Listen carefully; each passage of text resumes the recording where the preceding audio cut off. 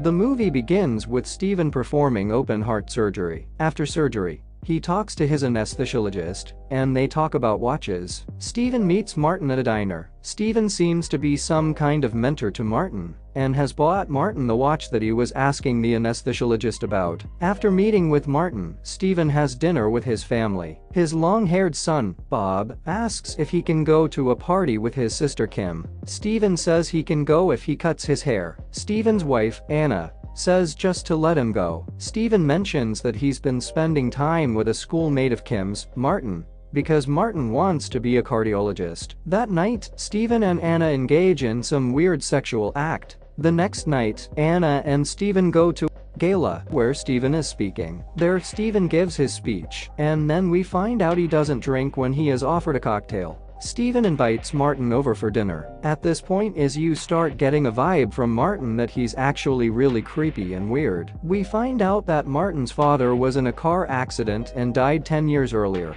So now it's just him and his mom living together. Martin hangs out with Steven's children in Kim's room, and he asks them about themselves. We find out that Kim is in a choir. Kim and Martin go on a walk together, and she sings for him in front of a tree while he sits and watches. Kim and Martin begin to develop feelings for each other. Later, Steven is driving through the parking structure at the hospital and sees Martin following him. Martin asks Steven to come to dinner at his house. Steven obliges. While they're eating dinner, Martin tells Steven that after dinner, he'd like for them all to watch his and his father's favorite movie. So they do. It's Groundhog Day. Martin says he's tired, so he gets up and leaves, leaving Steven alone with his mother. She mentions that she knows her late husband was a patient of his, and she remembers him from when she went to the hospital after the accident. She says Steven has beautiful hands and begins to kiss. Steven gets up and leaves. A day or two later, Steven and Anna are at a BBQ at his anesthesiologist's house, and Martin calls Steven. Martin is at the diner where they usually meet, and wants Steven to come meet him,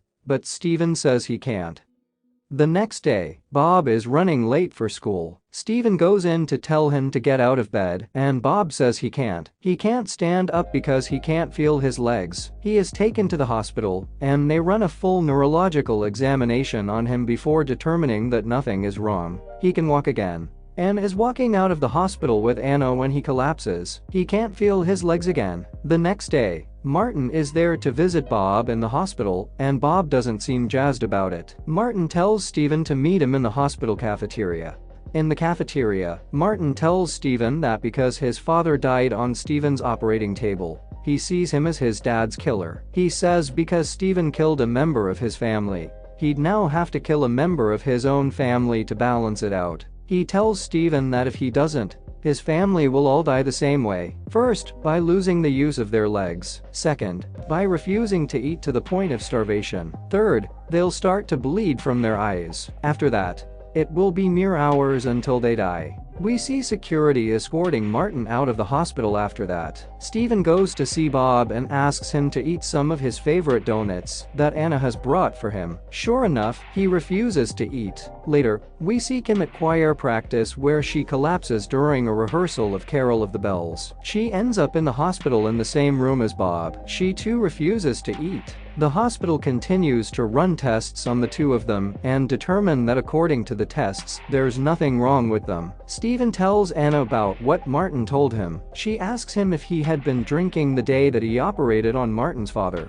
He says it's possible, but a death on an operating table is never the surgeon's fault. It's always due to a mistake by the anesthesiologist. Anna meets with the anesthesiologist, and he says he remembers Steven having 2 drinks the morning before operating on Martin's father. He says when someone dies it's never his fault, but the fault of the surgeon. He then makes Anna give him a hand job as payment for the information he provided. A day or two later, Anna is at the hospital with her children when Kim gets a phone call from Martin. The two have been seeing each other since they first met. He tells her to stand up and come to the window so she can see him in the parking lot. All of a sudden, she's able to stand up, and she goes to the window but doesn't see him. She starts going back to her bed, and her legs stop working again the second she hangs up the phone. A decision is made to have the children come home instead of having to stay in the hospital. Anna goes to see Martin, He tells her that he thinks Steven killed his dad, and Anna asks why she and her children have to pay for Steven's mistake. He doesn't answer, but says that ever since his dad died,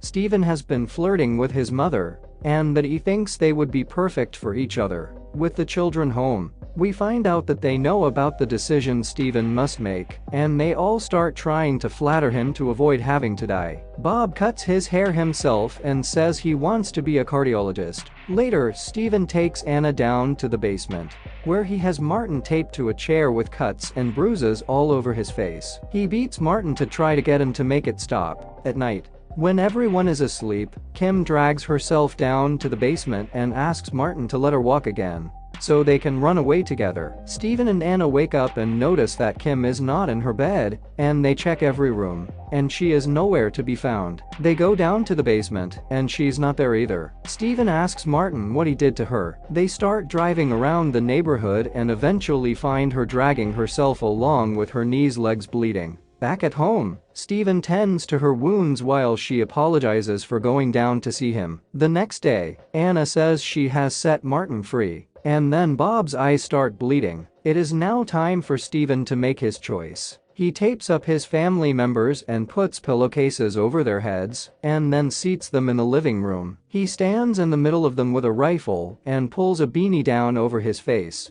before spinning in a circle and firing the rifle randomly. He does this a few times, only hitting furniture in the house, until the final time when we see blood begin to stream down from under Bob's pillowcase. In the next scene, Steven, Anna, and Kim are eating in the diner where Steven used to meet with Martin. Martin walks in and sits at the bar and looks back at them. The family gets up and leaves.